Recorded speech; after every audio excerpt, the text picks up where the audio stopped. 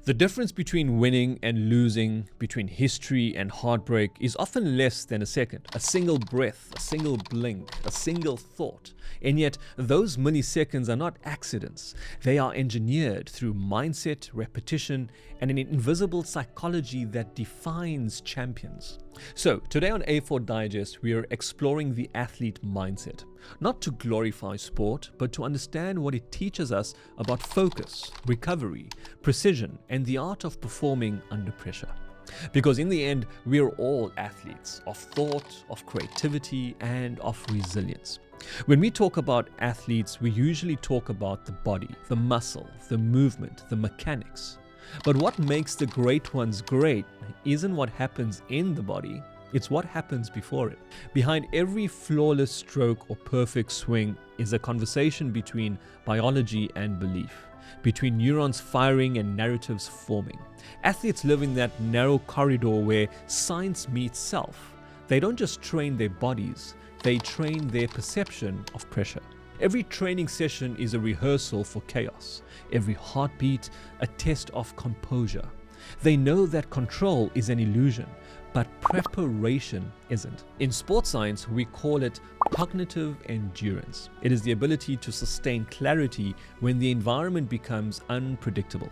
A sprinter doesn't have time to think when the gun goes off, but they've trained their body to make thousands of micro decisions instinctively, when to push, when to pace, when to trust. And that same principle applies to life. When pressure hits in a boardroom, in a lab, in a classroom, we don't rise to the occasion.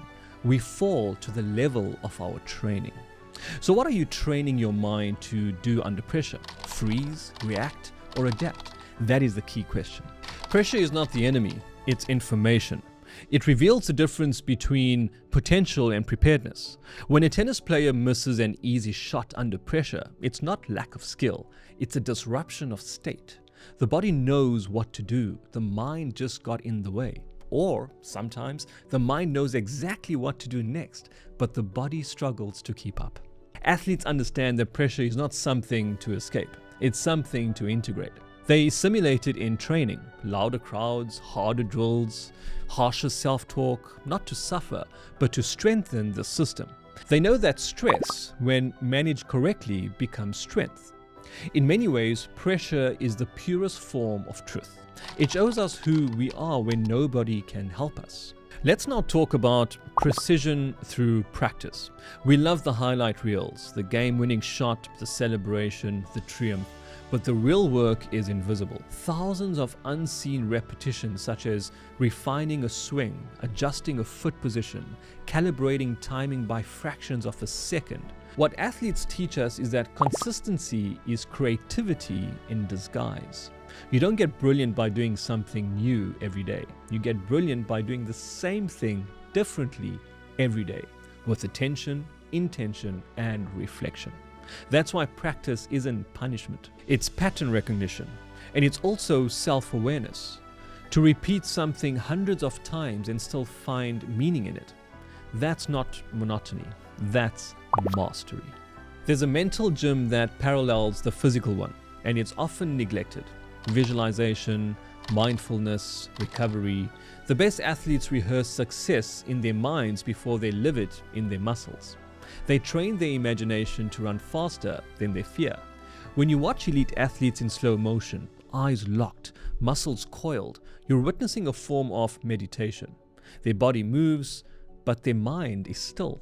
That's flow state, where consciousness and competence merge. In that space, self-doubt dissolves, time blends, and excellence becomes instinct. Now let's discuss the science of recovery. We often mistake recovery for rest, but recovery is active. It's where adaptation happens. In physiology, we call it supercompensation, the process by which the body rebuilds stronger after stress. In psychology, it's resilience, the mind's version of exactly the same thing. The best athletes don't avoid fatigue, they cycle through it. They understand the rhythm between doing and being, and effort and ease. And in that rhythm lies wisdom for all of us. You cannot sustain excellence without respecting recovery, because growth happens not when you push, but when you pause with purpose. This leads us to understanding the human equation. Sport is a metaphor for the human condition. Every athlete's story of triumph, loss, injury, comeback mirrors life itself. They fail publicly, recover privately, and rise quietly. They carry self-doubt like everyone else. They've just trained to keep moving through it. They remind us that confidence is not certainty. Confidence is continuation.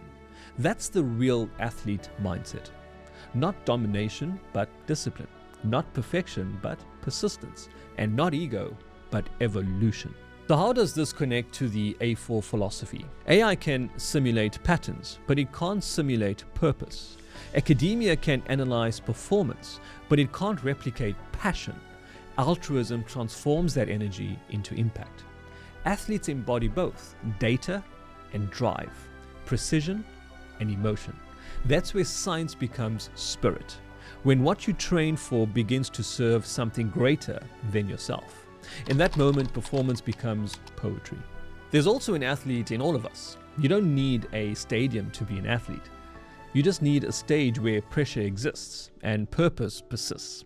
Your race might be a research deadline. Your opponent might be your own doubt. Your trophy might be inner peace. But the rules are the same. Focus, recover, repeat. Because in the end, the athlete mindset isn't about medals. It's about mastery of thought, of self, and of life.